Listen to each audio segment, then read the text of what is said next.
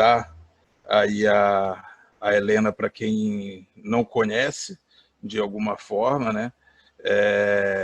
A Helena é uma das principais economistas hoje na área de reformas do Estado brasileiro, né? Economista e advogada, mestre em economia pela PUC-Rio, foi diretora das privatizações no BNDES, no governo do Fernando Henrique Cardoso, né? Ficou apelidada aí de musa das privatizações no meio liberal governo brasileiro. Itamar Franco também. Governo Itamar também. Franco também. Eu entrei Desculpa. no governo no Itamar. É porque a gente atribui tudo ao Fernando Henrique, mas eu entrei no governo Itamar. E hoje ela é sócia do escritório de advocacia Sérgio Bermudes e é presidente do conselho acadêmico do Movimento Livres, do qual ela é fundadora aí também. E constantemente escreve como colunista aí para o Estadão e para a Folha, né? Feitas as apresentações, Helena, a palavra é toda sua. Bom, gostei da canequinha, eu tenho também, mas como eu estou tomando café em vez de chá, estou com a xicrinha. Olha só, gente, eu queria agradecer, vamos objetivamente para o nosso papo. Eu peço desculpa se eu me mexer um pouco, porque eu quebrei o tornozelo, então eu também incômodo de ficar parada numa posição só, então a gente vai. A minha ideia aqui é falar, eu vou até marcar meia hora no máximo sobre reformas, que a gente precisava antes, precisa mais ainda agora, e o ideal é que a gente bata um papo. Tá? Bom, como o Luiz falou, Lédios, não sei como é que ele se apresenta, mas a gente conversa bastante pelas redes. Eu participei lá atrás, em 1993, do início de um programa de reforma, de um governo que iniciou reformas muito importantes na economia brasileira, né?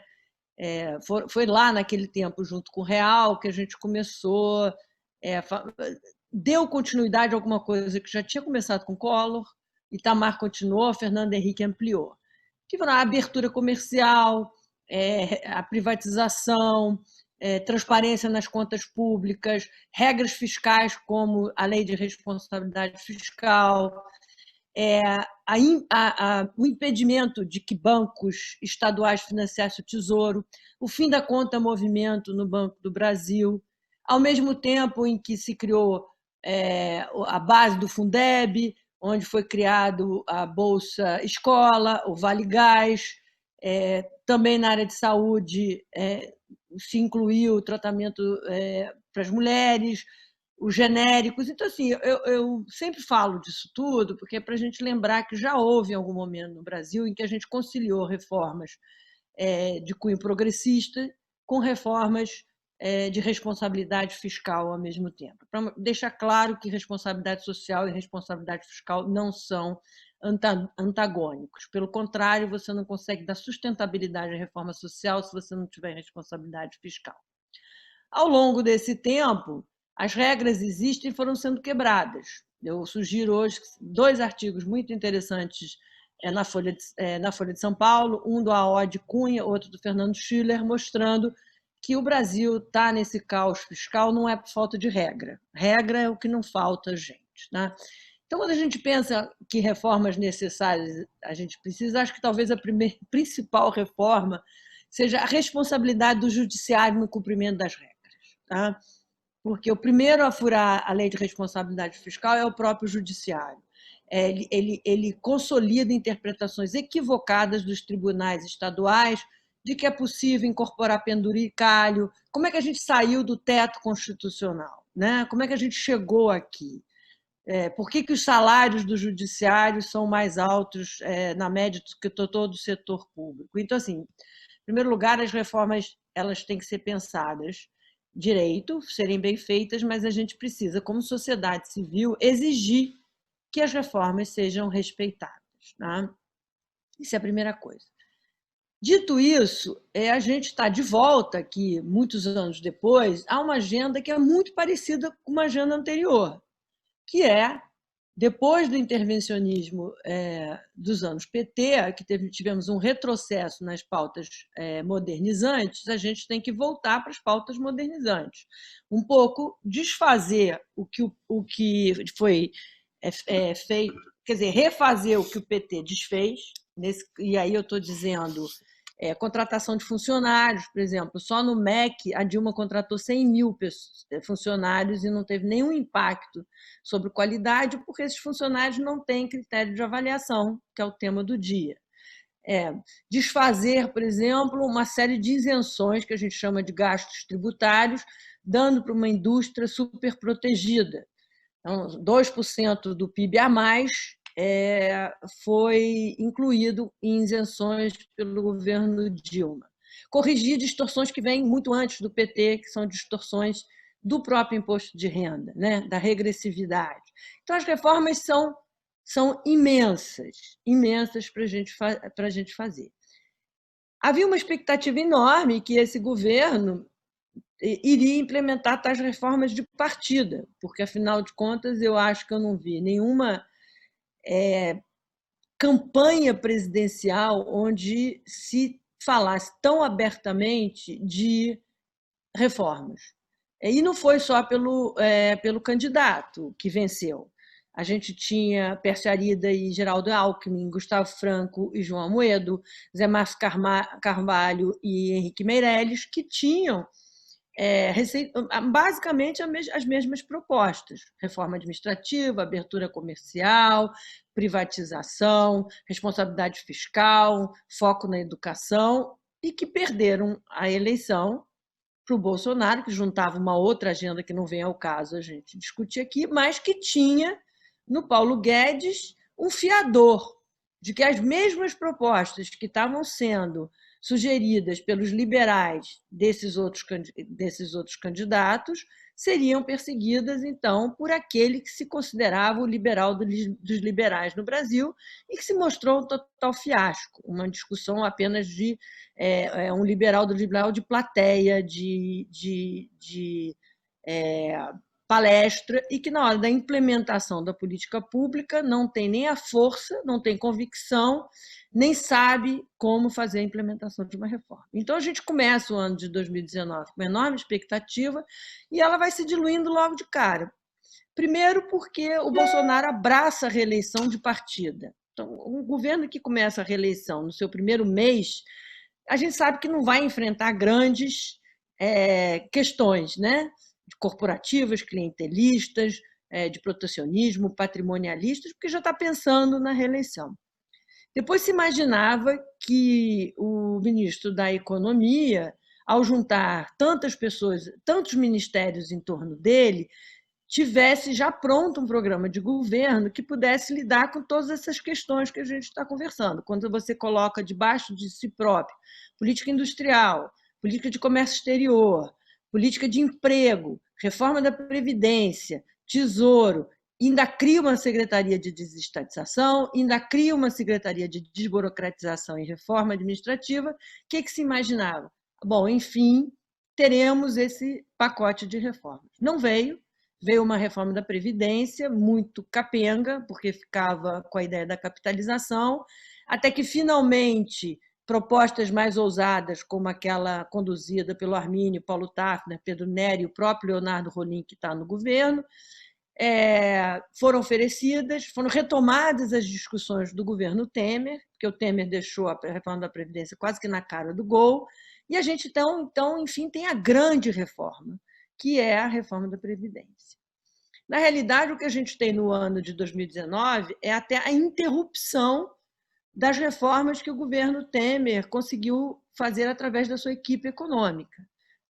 É uma equipe econômica extraordinária a que o Temer trouxe, não só por causa do Meirelles, mas o Guardia, Ana Paula, Mansueto e tantos outros. É tão ruim nomear um a um, porque a gente acaba esquecendo gente. João Manuel, Vinícius Carrascos, mudança na TLP, reforma trabalhista, mudança na governança das estatais, lei das estatais, mudança no foco do BNDES, tudo isso começa no governo Temer. Quando chega o governo Bolsonaro, quando se esperava uma radicalização dessa agenda, a gente tem uma interrupção e uma paralisia da agenda. Isso é uma frustração enorme. Então, a gente tem a reforma da Previdência, que, junto com o PEC do teto, com o limite dos gastos, ajuda os juros a saírem dos 14% para chegar num patamar muito baixo de 4%, né? O ILA entrega o Banco Central com um patamar de juros muito baixo, consegue reverter expectativas de inflação que estavam apontando para mais negativo, ele consegue ancorar as expectativas de inflação. Então, tem tudo para você começar um aprofundamento das reformas. É evidente que as taxas de juros agora caem ao patamar que estão caindo, mas muito por causa da pandemia. A mudança estrutural é feita exatamente por conta da reforma da Previdência, mais o teto de gastos que dá solvência do Estado brasileiro, tira o risco de solvência do horizonte.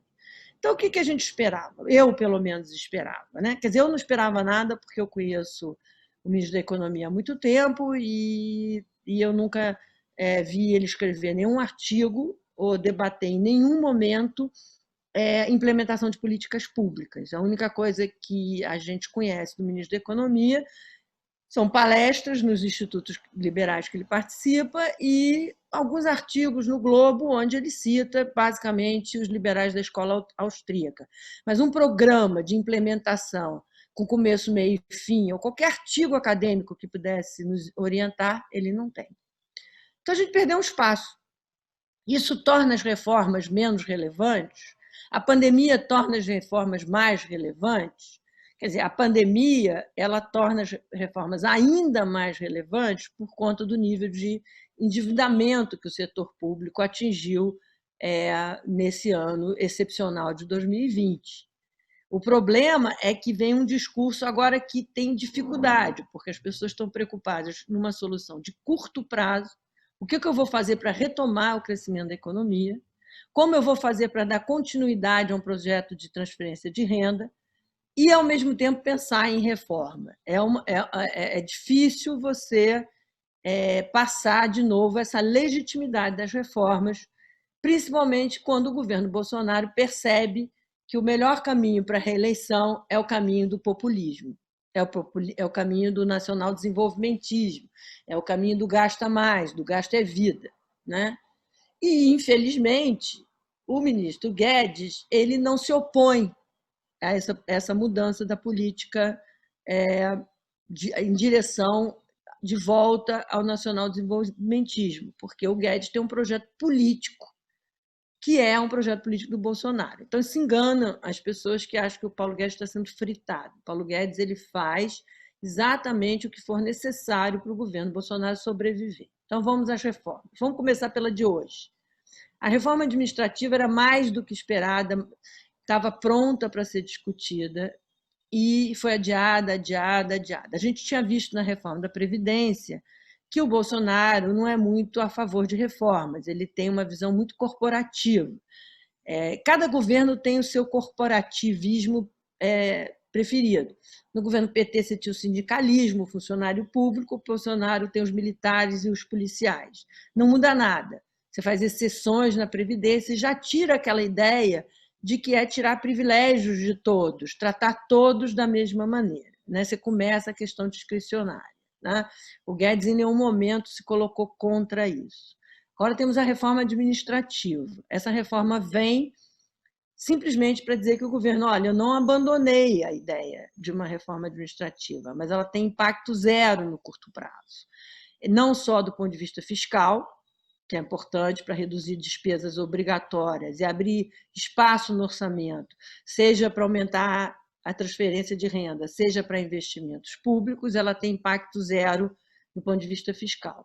E mais importante, que eu acho que nós, liberais, temos a obrigação de passar, as reformas não são só fiscalistas, né? As reformas são de qualidade. Você quer melhorar a qualidade da prestação de serviço público. Você quer que a população receba serviços públicos. A gente tem um Estado brasileiro que hoje se serve do cidadão, através da absorção de impostos, né? O contribuinte cidadão. A gente precisa de um Estado que sirva ao cidadão. Parece lugar comum, parece platitude, mas eu acho que isso é muito importante de ser dito.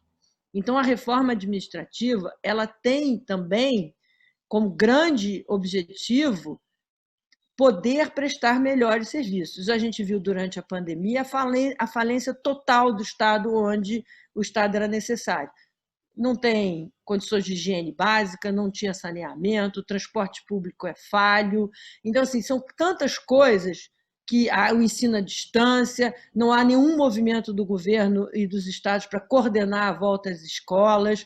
Então, assim, a gente vê uma total falta de retorno do que o cidadão contribui para o Estado através de impostos. E o cidadão que já paga menos imposto por causa da regressividade do imposto de renda, acaba, proporcionalmente, eu estou dizendo, acaba usando serviços privados. Então, a reforma do setor público é fundamental. A gente precisa ter critério de avaliação, eliminar carreiras que não existem mais. Não adianta, vamos supor que o Bolsonaro hoje, que é um governo conservador, faça a mesma coisa que a Dilma fez no funcionalismo no MEC, crie fiscais de costume dentro do Ministério da Damares, que fique lá na porta do hospital impedindo as pessoas de fazerem aborto legal, que fique em cima da menina violentada mostrando o feto dela para ver se ela desiste de usar a prerrogativa legal que ela tem do aborto legal. Então, assim, estou dando exemplo porque são temas do momento, mas a gente pode pensar em inúmeras funções que o Bolsonaro poderia inventar e que nunca mais você consegue desfazer. Então, carreiras precisam ser definidas, carreiras precisam ser extintas, porque a revolução tecnológica não quer mais, não admite mais. Então, assim, você perdeu uma enorme oportunidade nesse momento da reforma administrativa, que é fundamental, não só do ponto de vista fiscal, mas eu insisto, do ponto de vista de qualidade do serviço público. A minha expectativa é que a frente parlamentar, presidida pelo Tiago Mitrô, e que tem como vice-presidente a Anastasia, que tem uma enorme experiência em serviço público, consiga introduzir alguns impactos de curto prazo. Depois você vai criar, de novo, 2 critérios para funcionalismo. Você vai ter 2 tipos de funcionalismo. A gente já viu isso no passado. O que acontece? Vai para o judiciário e o funcionário que se sente prejudicado acaba ganhando a isonomia para ficar próximo daquele outro funcionário que não está prejudicado. Eu não quero tratar o funcionário como vilão. Eu trabalhei no setor público, conheço inúmeros funcionários públicos, inclusive dentro do funcionalismo é preciso rever carreiras, é preciso valorizar carreiras, ter um piso mais distante do teto, ter carreiras que são fundamentais, como educação e saúde, que precisam ser revistas, os penduricalhos serem levados a sério, tem que ser cortado pelo penduricalho, férias de 60 dias. Outro dia teve o despautério, teve a coluna do Conrado, do magistrado, que quer vender as suas férias, ele quer ganhar em dinheiro as suas férias. Ou o judiciário está folgado na análise de processo, como a gente bem vê, um caso da Princesa Isabel se encerrou ontem, então não é essa a realidade. O judiciário tem que servir a população, tem que melhorar o acesso da população aos serviços de justiça, isso é uma garantia constitucional e está fazendo ao contrário. Então, tudo é em relação à qualidade de serviço. Outra reforma, vou chegar na minha favorita depois, outra reforma fundamental, abertura comercial. A abertura comercial é o maior mecanismo de introdução de produtividade num país.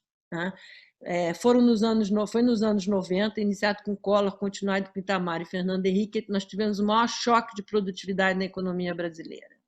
E a gente fechou a economia nos governos PT, não só fechou a economia, como ainda deu isenções, proteções, voltamos àquela proteção da indústria lá dos anos 70. Já não tinha dado certo nos anos 70, não vai dar certo nunca.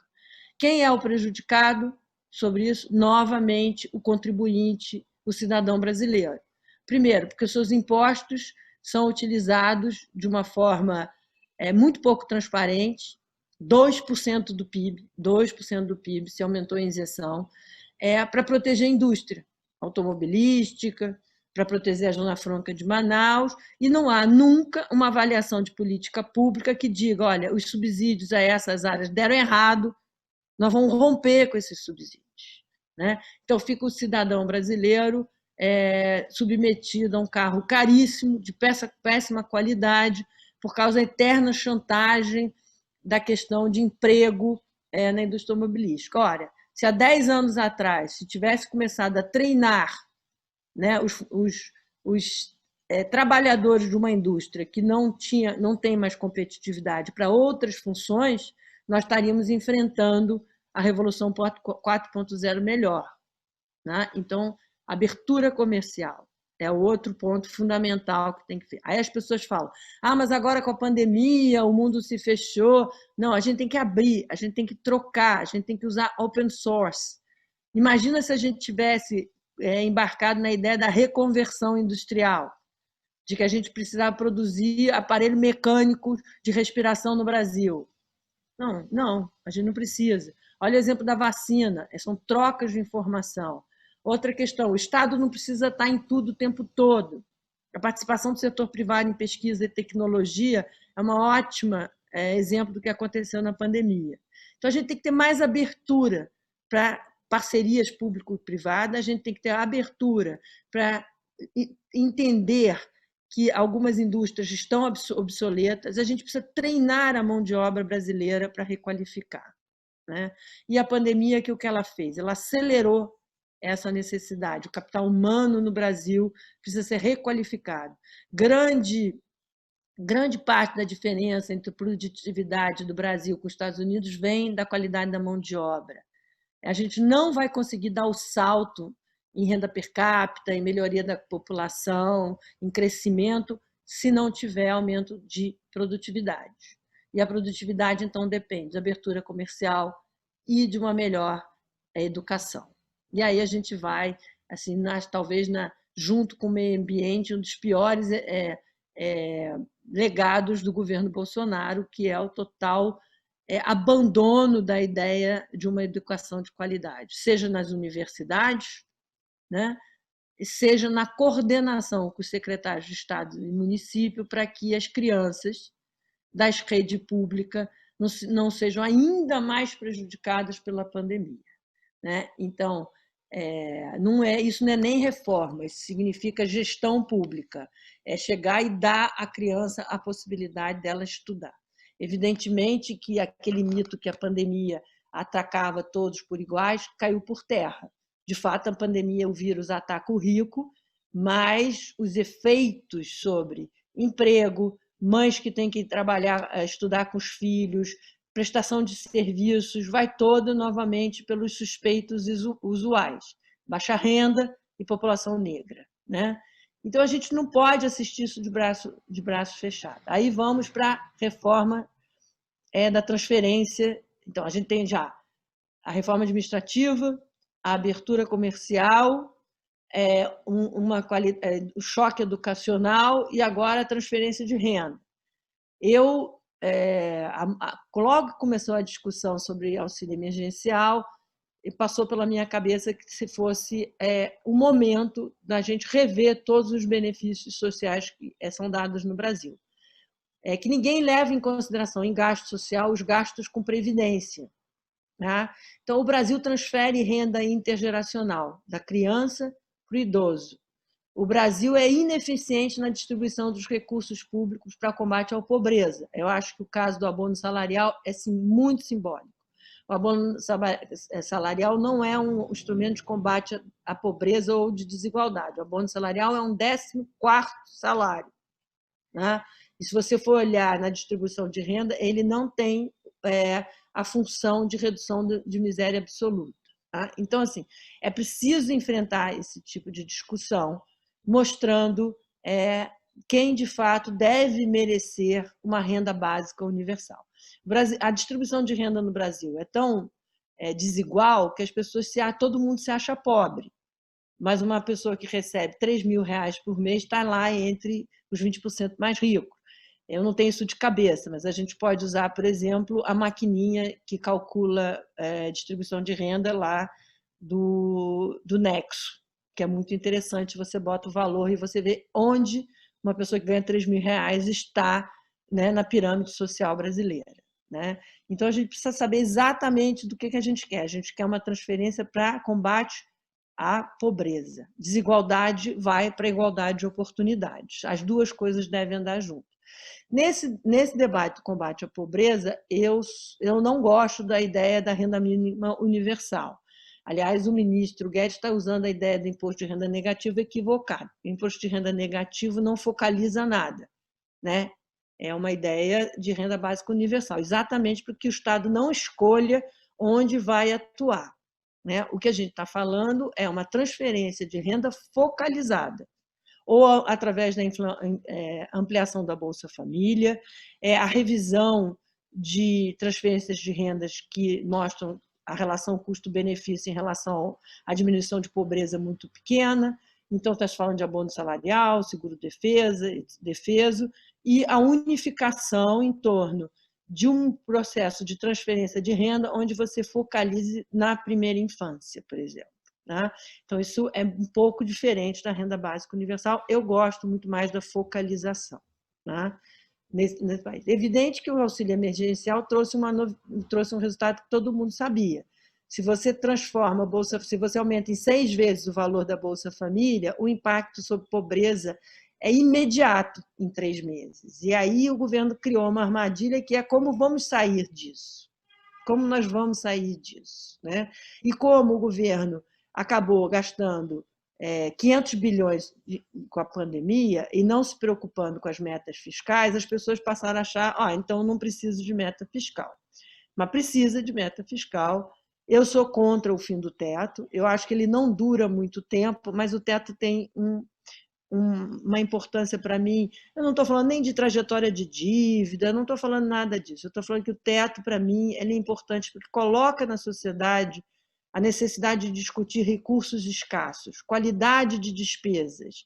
Então, com o teto, você tem ambiente para discutir reforma do funcionalismo, você tem ambiente para discutir aprofundamento da reforma da Previdência.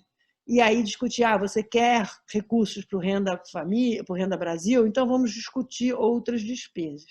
Se você retira o teto, mesmo sabendo que daqui a 3 anos ele pode não existir, neste momento, onde o governo Bolsonaro caminha para o populismo, você exatamente está tirando toda e qualquer amarra sobre discussão de despesas, da qualidade da discussão de despesas. E sem o teto, a gente já sabe que todo político quer gastar. Sem o teto, a gente vai ver aumento salarial, repasses clientelistas, a gente vai ver uma série de coisas que está muito longe da ideia de resolver o problema de miséria no Brasil. Tá?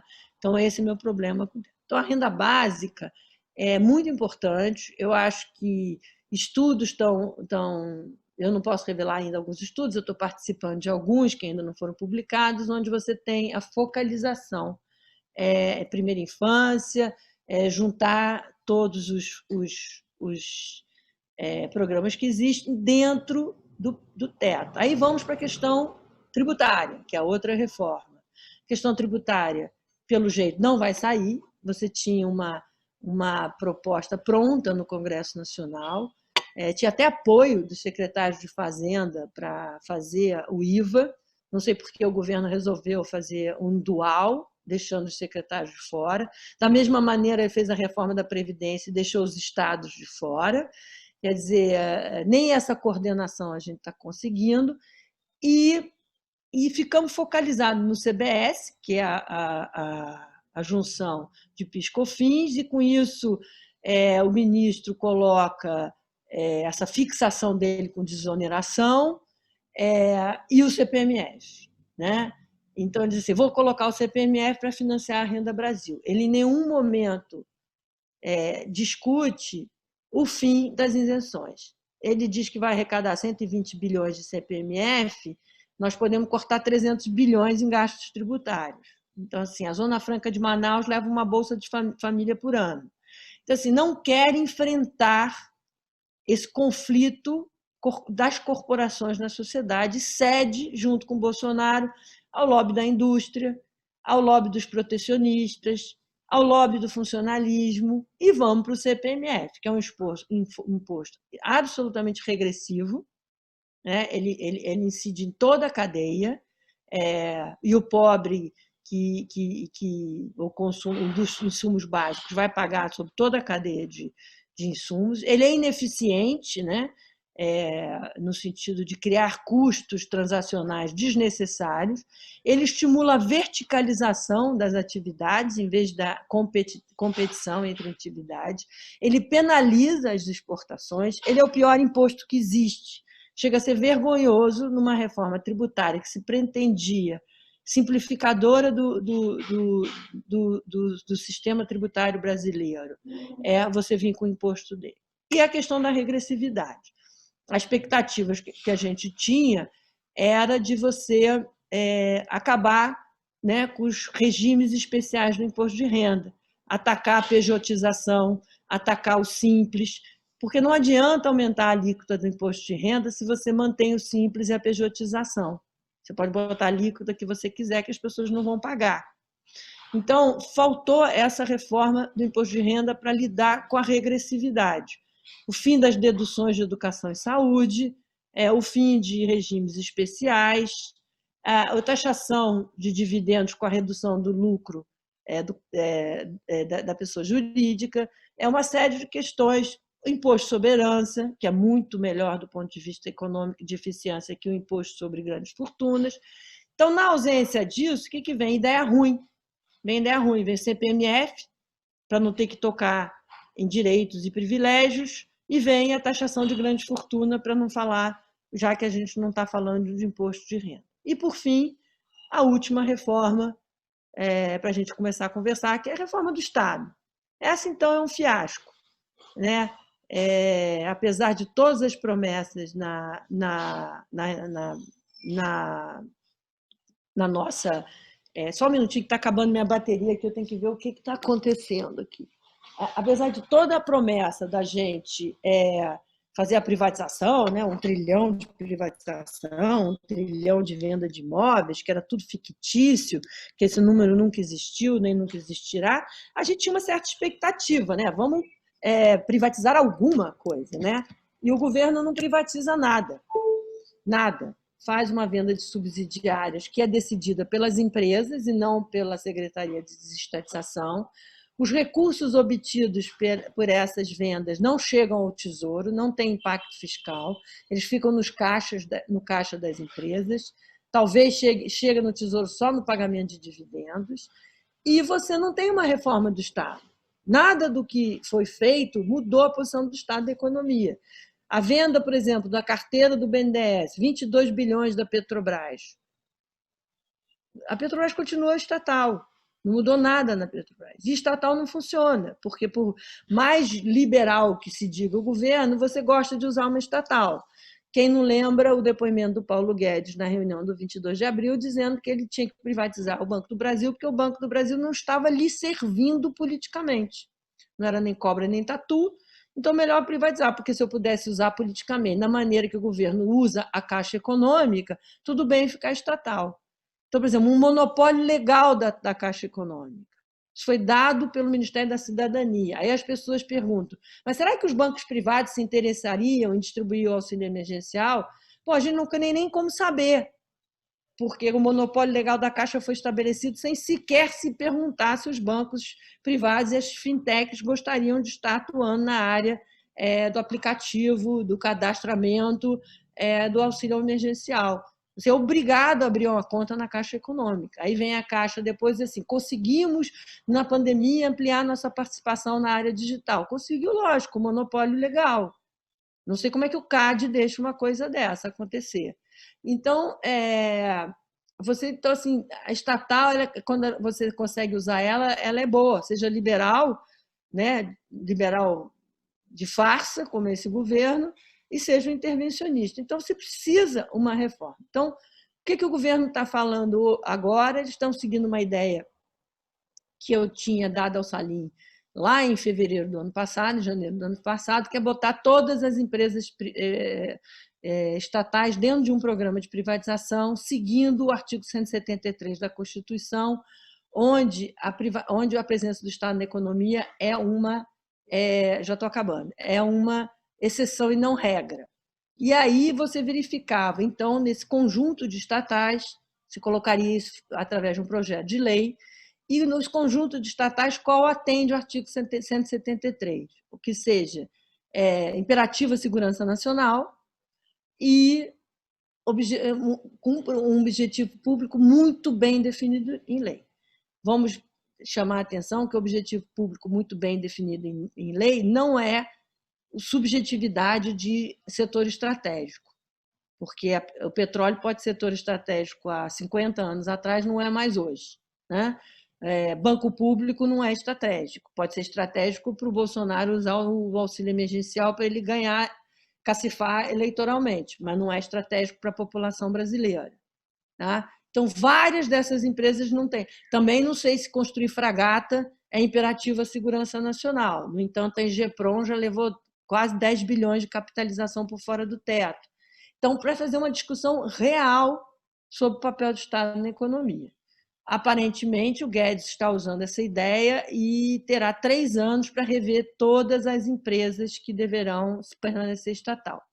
Ao mesmo tempo, de forma conflitante com essa ideia, ele sugere a criação de um fundo com dividendos de estatais e com imóveis da União para financiar a carteira verde e amarela e a Renda Brasil, o que é paradoxal, porque as empresas que geram recursos e que, de fato, não têm nada de estratégicos, nem de segurança nacional, nem de bem público, são as empresas que geram mais dividendo, que é a Petrobras, a Eletrobras, a Caixa Econômica e o Banco do Brasil. São essas que, de fato, geram dividendo para o governo. Ora, se você vai fazer um fundo de 30 anos com base em dividendo, você já está dizendo que, por conta desses dividendos que serão necessários para pagar o Renda Brasil ou qualquer outra política de longo prazo, são, do ponto de vista do interesse público, necessário. Então, a gente já sabe que a privatização de grandes empresas não virá nem agora, nem nunca,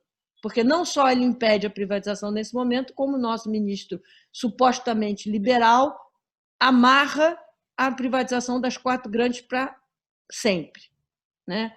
Além do que você está dando, você está submetendo um direito da população a um fundo volátil e líquido. Então, assim, resumindo, nenhuma das reformas fundamentais que qualquer liberal e que os candidatos no ano passado, de 2018, colocaram, a gente está vendo. Abertura comercial não precisa de lei. Redução de isenções é só querer fazer. Assim como você fez numa canetada, você vai retirando. Reforma administrativa é simplesmente uma cortina de fumaça, não tem impacto nenhum no curto prazo. As privatizações estão todas inviabilizadas com essa ideia desse fundo, que eu não sei se vai vingar. Então, e educação ficou para trás. Então, assim, para ter esse tipo de reforma, é só na próxima campanha, no meu ponto de vista, a menos que o Congresso Nacional tome assim. Então, essa conversa de que o governo não faz reforma, nem privatiza, porque o Congresso não deixa, ela é absolutamente falsa. Não existe no Congresso um pedido de privatização além do da Eletrobras, não existe no Congresso um pedido de reforma administrativa radical. A PEC emergencial foi abandonada pelo Paulo Guedes em novembro do ano passado lá. Em fevereiro desse ano, pré-pandemia, ele disse que não precisava mais. Agora, ela é fundamental no curto prazo para ter os gatilhos para sustentar o teto, né? Educação, a gente não vê nenhuma mudança com o novo ministro. O novo ministro já está aí, a gente nem sabe o que ele anda fazendo, né? A mudança no Conselho Nacional de Educação, de composição ideológica. O meio ambiente continua sendo destruído, o que afasta o investidor internacional no Brasil. E o Tarcísio de Freitas e o Rogério Marinho continuam com o seu projeto de PAC 2 ainda na gaveta. Então, a minha esperança é a eleição de 2022. Desculpa se eu estou pessimista e vamos agora para a conversa. Obrigado, Helena, pela exposição aí. Galera, quem quiser fazer perguntas agora, pode tanto fazer no chat aí, ou quem quiser falar também, pode falar. Rafael, você é host do negócio, vocês que estão organizando aí de centro acadêmico, se vocês quiserem começar as perguntas, eu só estou aqui porque eu chamei a Helena, de resto... Não, eu tô aqui... A gente está com essa conversa de ir no aí há um tempão, né? Mas, primeiro, agradecer aí a exposição para a gente. Eu acho que agrega muito no debate dentro da universidade, que é essa a função da semana acadêmica, né? A gente falou de muita coisa essa semana acadêmica já. A gente falou do meio ambiente, falou de desenvolvimento, vai falar de eficiência na educação amanhã. Vai Então, falar de reforma tributária com o Leonardo, vai ter muita vai ter coisa muita aí. coisa ainda. E são coisas que enriquecem o debate em si, né? Eu estava falando até um pouco antes, assim, que eu sou um pouco mais progressista. Eu falei, nossa, mas precisa ter o debate de todos os ângulos e conversar e todo mundo tem a ideia de um Brasil melhor, né? Então, eu acho que esse debate, assim, enriquece muito o âmbito da universidade. Então, só agradecer mesmo e deixar o pessoal fazer pergunta aí, não tomar mais muito tempo. Muito obrigado aí, Helena.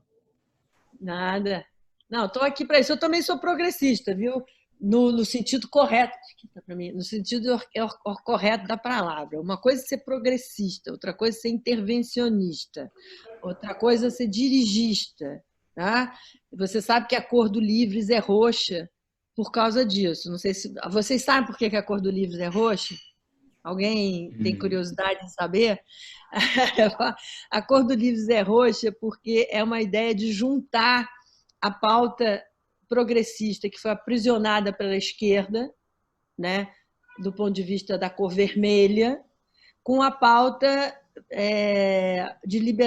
da agenda econômica liberal vinculada muitas vezes à direita, que é azul. Então, a gente é a mistura do azul com o vermelho e virou roxo. Tá? Então, eu participei de um governo, como você sabe, do Fernando Henrique, que foi o que começou com as políticas sociais de transferência de renda. Então, e medicina da mulher na área da saúde, e o Paulo Renato na educação. Então, o que antigamente se chamava era a social-democracia, que hoje não sei por que isso virou um palavrão, mas tudo bem, a gente não pode falar em social-democracia, mas a gente fala da ideia de pauta liberal com responsabilidade social junto, entendeu? Porque a responsabilidade social é parte fundamental do liberalismo, né? John Stuart Mill está aí para a gente conversar. Mas qual a pergunta? Alguém me perguntou aqui no chat, e eu acho que eu já respondi, que essas reformas é para mostrar que o governo... Isso é o Adélio. O Guilherme do CA tinha uma pergunta que não era sobre isso também. Guilherme, se quiser falar aí. Fala, Guilherme. O pessoal ali no chat primeiro.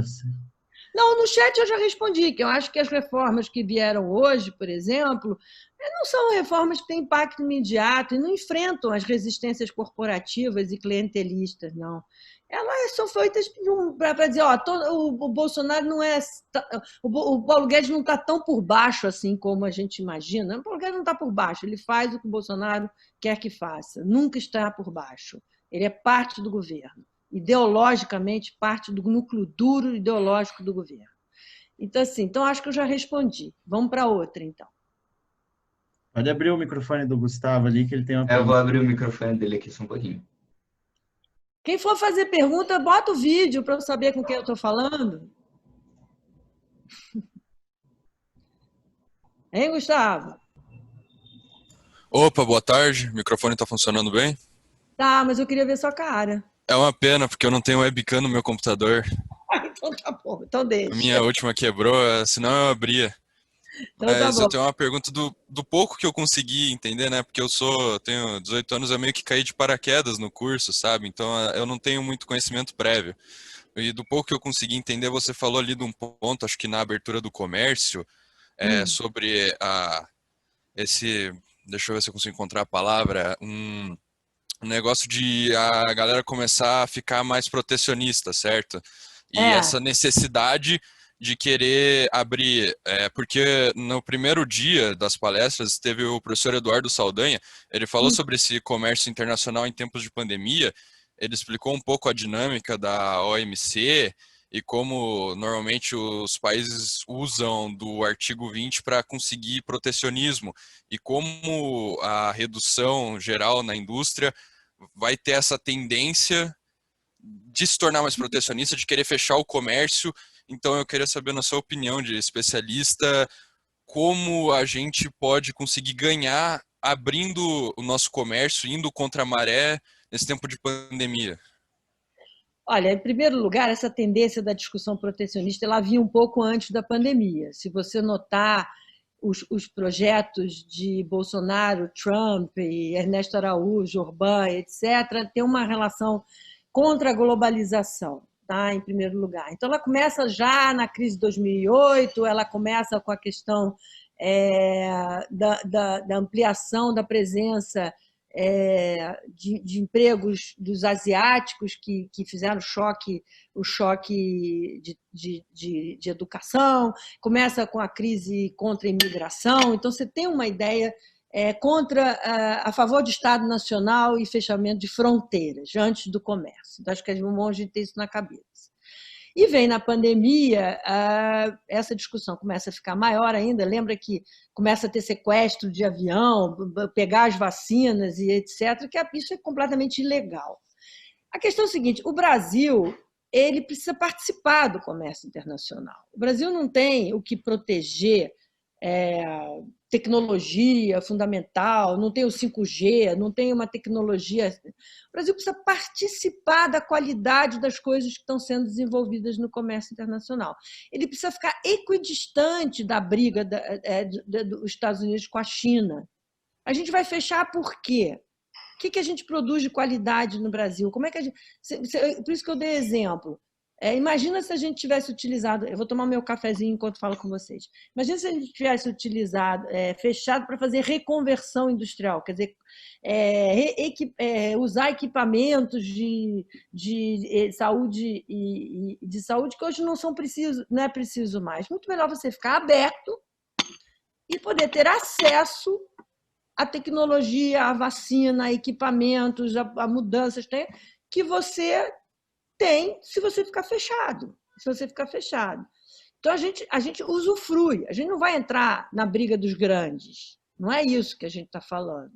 A gente está falando que o Brasil não pode se fechar, porque, ao se fechar, você não produz nada de qualidade no Brasil, você não ganha nada em termos de tecnologia e você sai do acesso ao que pode ter de bom no mundo lá fora. Então, eu acho que a gente só tem a ganhar com a abertura comercial. Só um instantinho, gente, que eu estou ajeitando meu pé que está machucado aqui. A gente tem que ganhar com a abertura. A gente conseguiu um avanço que foi o acordo com a União Europeia, né?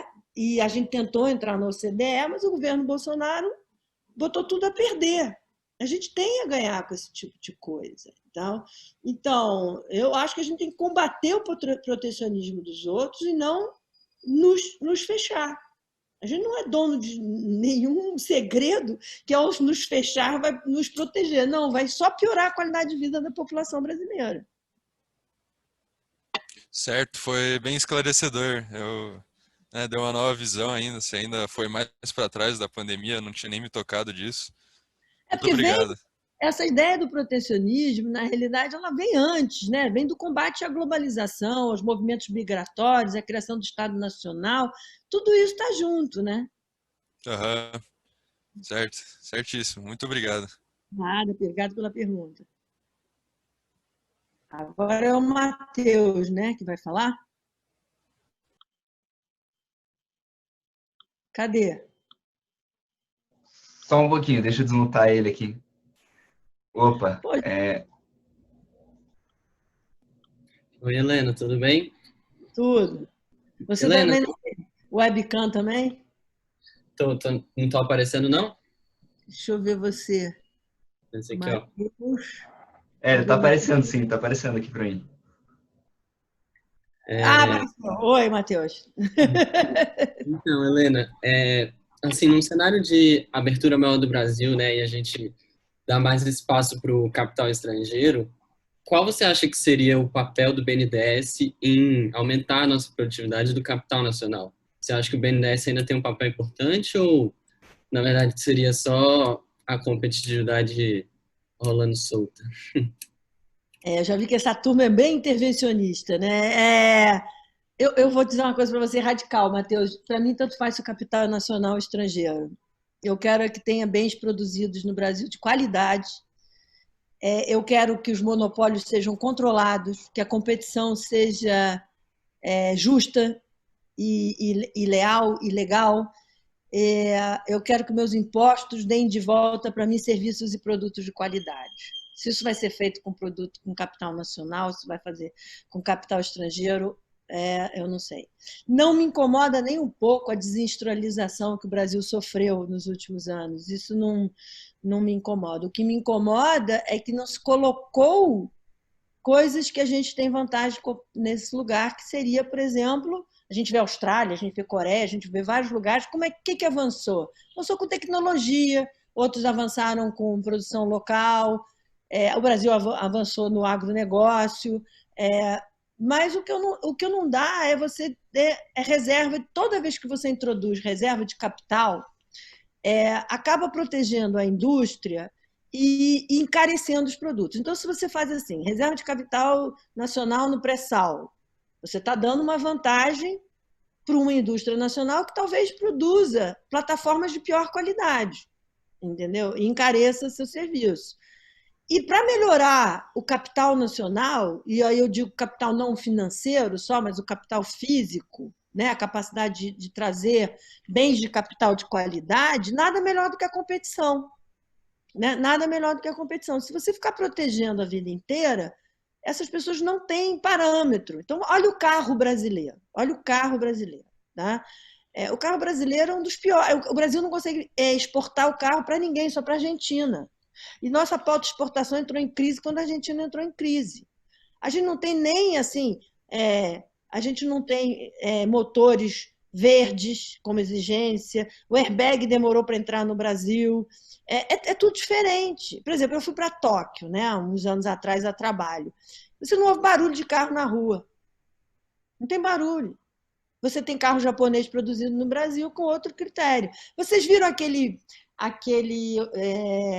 documentário que ganhou o Oscar, da fábrica americana de vidro, que é o choque cultural do chinês com o americano? Uhum.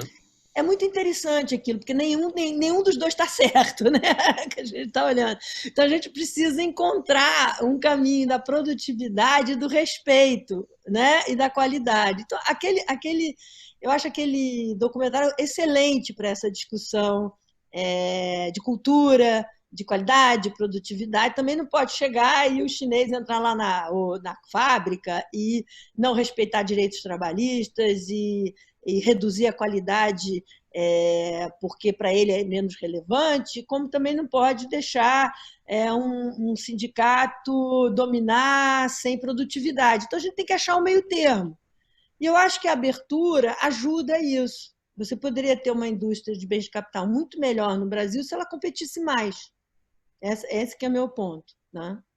E acho que o BNDES pode ajudar não na proteção do conteúdo local. Quando eu fui para o BNDES em 93, a gente acabou com o conteúdo local, a exigência do conteúdo local no desembolso.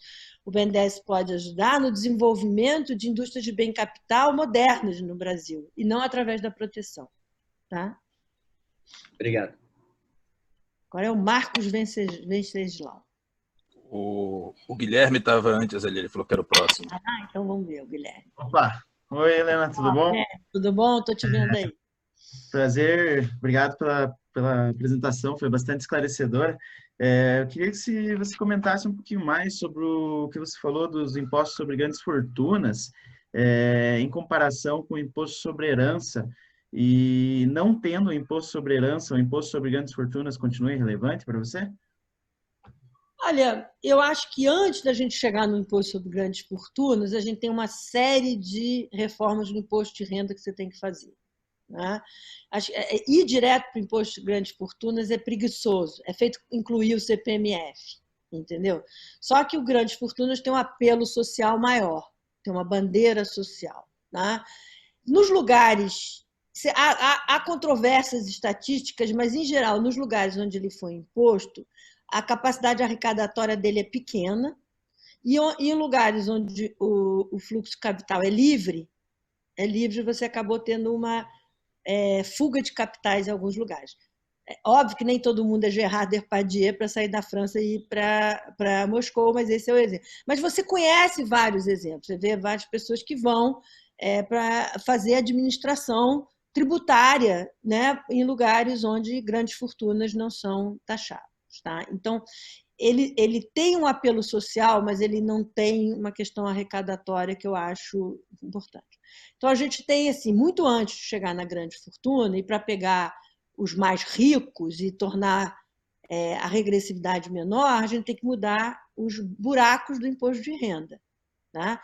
E o principal buraco do imposto de renda é o simples e o lucro, e os dividendos. Esses são os grandes buracos. E ganhos de capital no Brasil também são um pouco taxados. Tá? Então, a gente tem que...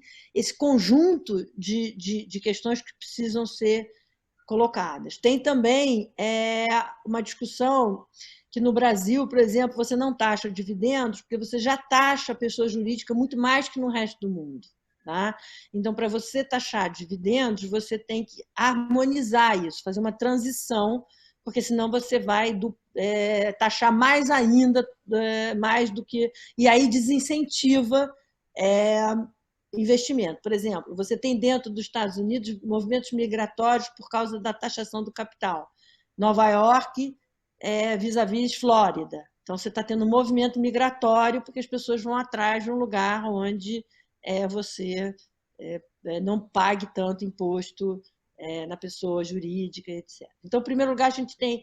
E fora as isenções dos gastos tributários, né, que foram essas isenções de exoneração de folha, escolhidos de forma discricionária para alguns setores que o governo anterior achava que os setores que mereciam proteção.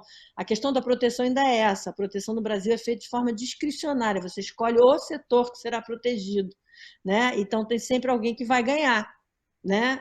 Porque o governo... E aí você tem pressões de corrupção, você tem pressões de lobby, você tem esse tipo de coisa. Por que eu gosto do imposto sobre herança? Tá? Eu acho que o imposto sobre herança ela tem um impacto interessante intergeracional. Tá? O filho de rico ele vai sair pelo menos com metade do patrimônio do pai só. Ele vai saber que se ele quiser continuar no mesmo padrão de vida, ele vai ter que continuar, porque metade do patrimônio dele foi pago como imposto sobre herança. No Brasil, o imposto sobre herança é de 4% a 8%. Tem uma dificuldade de usar o imposto sobre herança para financiar esses gastos que eu mencionei, porque o imposto sobre herança é estadual. Tá? Então, teria que rever a forma de distribuição desse imposto para ele ter efetivamente impacto em financiamento de políticas sociais no nível federal.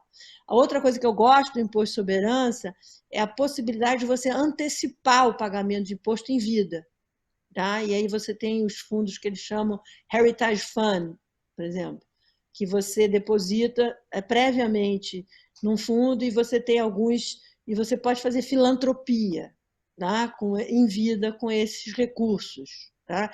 Em vez de simplesmente pagar um imposto... Então, por exemplo, quem tem dificuldade de aceitar que o Estado administre toda a sua fortuna no imposto, você escolhe hospitais, cultura, saúde, educação, cultura, filantropia. Então, você tem todo vacina. O Bill Gates é um exemplo, o Warren Buffett é um exemplo, vários outros exemplos da importância do imposto sobre herança. O Bill Gates foi além do mínimo de imposto sobre herança que os Estados Unidos impõem, mas ele, de qualquer maneira, o filho dele ia sair com metade do Bill Gates, que já não é ruim, né? Mas tudo bem.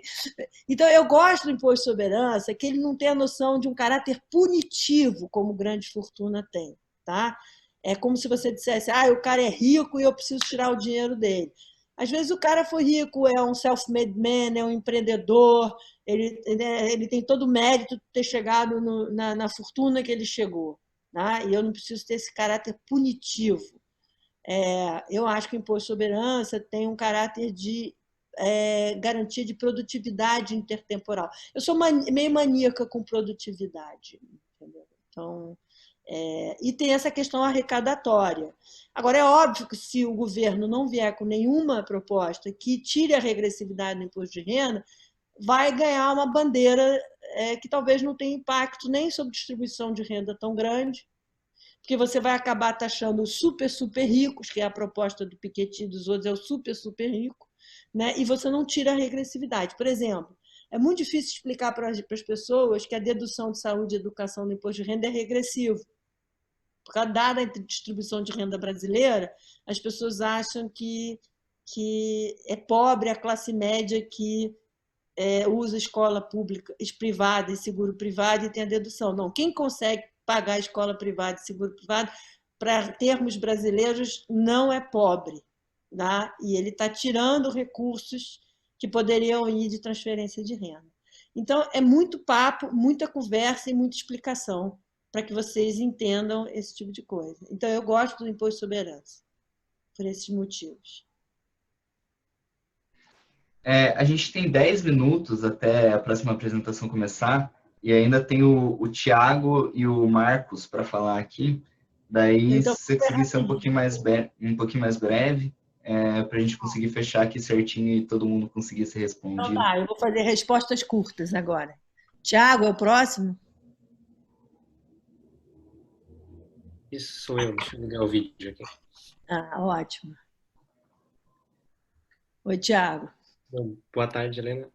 Boa tarde. Recentemente a gente vem assistindo o fim não, mas a Operação Lava Jato vem sendo aos poucos enfraquecida, especialmente com Augusto Aras na PGR, agora com o Deltan Dallagnol saindo da operação, os procuradores de São Paulo. Como é que você vê isso como diminuindo a atratividade para a atração do capital externo e para o desenvolvimento do país? Essa é uma excelente pergunta, porque uma das questões para atrair capital externo é segurança jurídica no país. Né? Acrescenta a insegurança jurídica tradicional que o Brasil já tem, o risco político que representa o Bolsonaro do ponto de vista da democracia e combate à democracia. Então, eu vejo o desmonte desses órgãos com muito preocupação. Eu não vou dizer que a Lava Jato não houve algum exagero na Lava Jato. Tá? A gente já discutiu várias vezes prisões preventivas que não deveriam ter sido decretadas, condução coercitiva fora, vazamento de áudio que acabaram trazendo essa mancha na Lava Jato, mas que não impediram a produção de provas, que não afetaram o julgamento por diversas instâncias, recursos foram ouvidos, o devido processo legal foi obedecido. Tá? O que a gente vê agora eu acho muito preocupante. O desmonte da PGR é muito preocupante. Não é só o desmonte da PGR, a PGR, a AGU e o Ministério da Justiça funcionando como os advogados da família Bolsonaro e advogados dos amigos da família de Bolsonaro. Quer dizer, é o escândalo do desvio da finalidade. Tem o ministro da Justiça que entra com habeas corpus em favor de um amigo do presidente. Então, isso é muito grave e quem tem que pôr limites a isso é o Ministério Público, e o Ministério Público não o faz. É o presidente da República cometendo crime de agressão e o Ministério Público não processando o presidente da República. Isso é gravíssimo. E se junta a isso o STF, que não tem nada que colocar em pauta uma discussão tão séria como essa do Banestado, que vai gerar a discussão sobre o Lava Jato, faltando um ministro. Né? Por coincidência, eu vou colocar em pauta na ausência do Celso Mello, quando deviam ou esperar ou levar para plenário. Essa é a minha posição.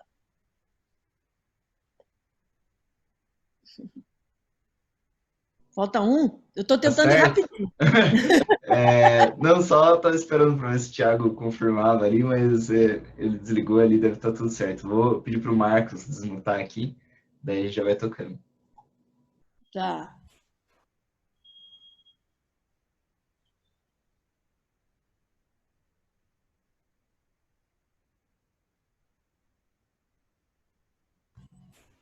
Helena, boa tarde. Boa tarde. Parceiro livres.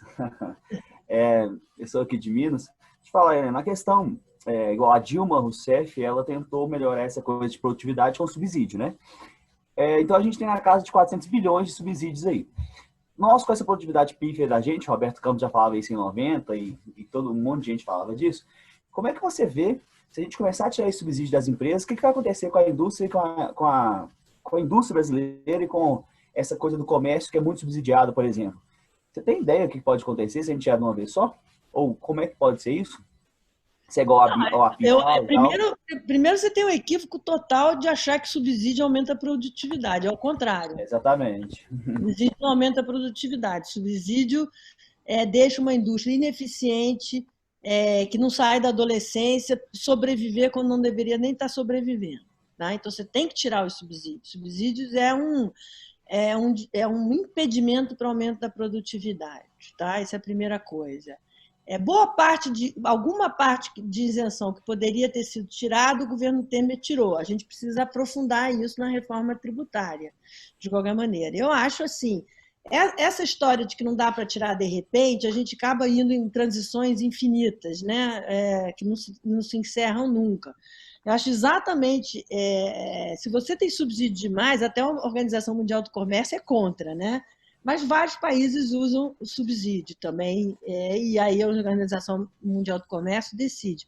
Mas eu acho, sim, que para mim tem que tirar tudo, não só para ter, ou pelo menos voltar ao que era antes do governo Dilma, 2% do PIB. Você não pode ter 4% do PIB de subsídios, de gastos tributários. Não faz o menor sentido.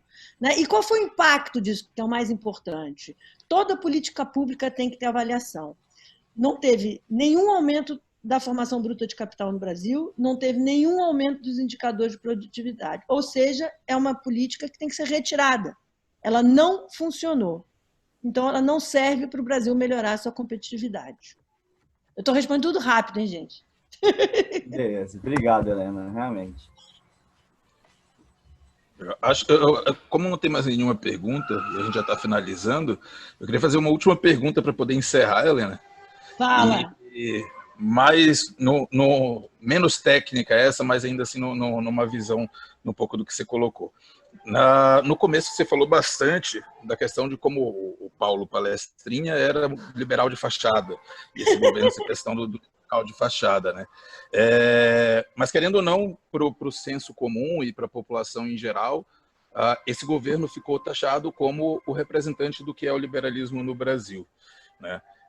E você, assim que a gente que acabou a palestra, a gente falou, você reforçou que você se coloca como alguém progressista e também colocou algumas defesas que para o senso comum liberal hoje, do que as pessoas acham que é liberalismo, como defesa de imposto sobre herança, por exemplo, seriam absurdos, né? O pessoal acha como absurdos. Como você vê que a gente a pauta do liberalismo, considerando o governo Bolsonaro, o impacto do governo Bolsonaro no que as pessoas pensam do que é liberalismo, e como você vê que a gente pode recuperar uma ideia do liberalismo clássico no Brasil, principalmente trazer de volta para a ortodoxia econômica e não tanto para a escola austríaca? Olha só, quem me acompanha nas redes sabe que eu não faço outra coisa diuturnamente, noturnamente, como diria Dilma Rousseff, a não ser tentar separar o verdadeiro liberalismo disso que está aí. Né? E eu acho também que tem que separar o liberalismo clássico, o liberalismo que inclui questões como democracia liberal, igualdade de oportunidades, renda básica, do ANCAP, do libertário. Tá? Então, o liberal clássico, inclusive o próprio Hayek, né, não sou só eu, da escola austríaca, vê espaço para o Estado na área de regulação. Então, o que a gente precisa fazer, primeiro, desmascarar que esse governo não é liberal. Como que um governo que lança sua campanha eleitoral elogiando um torturador pode ser considerado liberal? Quando a coisa essencial do liberalismo é o direito à vida.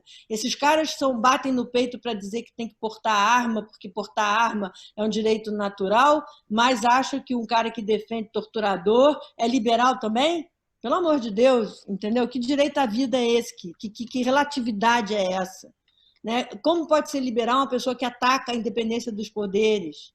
Não pode ser liberal. Que elogia a ditadura. Isso não é liberal. E quem faz parte do centro ideológico desse governo não é liberal. Portanto, Paulo Guedes não é liberal. Paulo Guedes, no máximo, é o ídolo do pessoal do Instituto Mises do Brasil. É isso, tá? Que é um bando de pessoas de ANCAP. Tudo bem, eles têm o direito de ser, mas não vão achar que isso define o liberalismo. Né?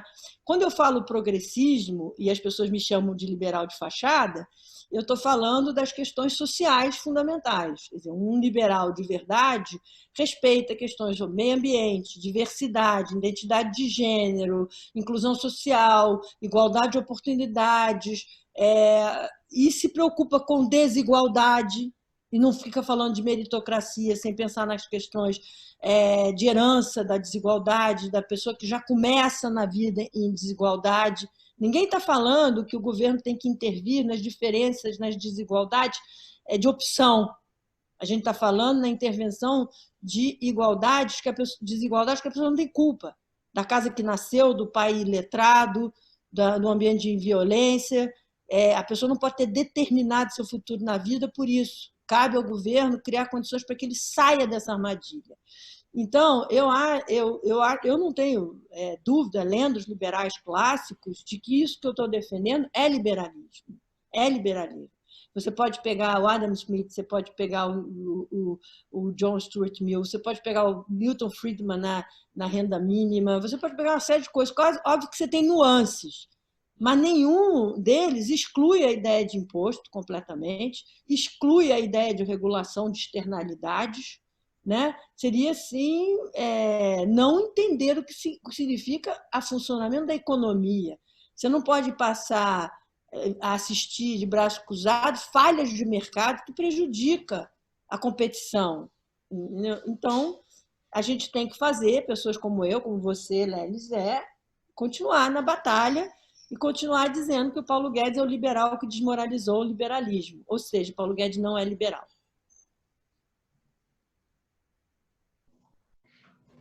Obrigado aí. Eu acho que, não sei se o Lelis ainda está aí para finalizar, fazer algum comentário final. O Kleber já está aqui com a gente, só um pouquinho já começo a atender você, Kleber. Então pode passar para o próximo aí, que já está... Estamos na ponte, fechamos às 6 horas em ponto. Gente, muito obrigado pelo convite. Bom curso para vocês. Beijo grande. Eu que agradeço. Beijo, até mais. Um abraço a todos.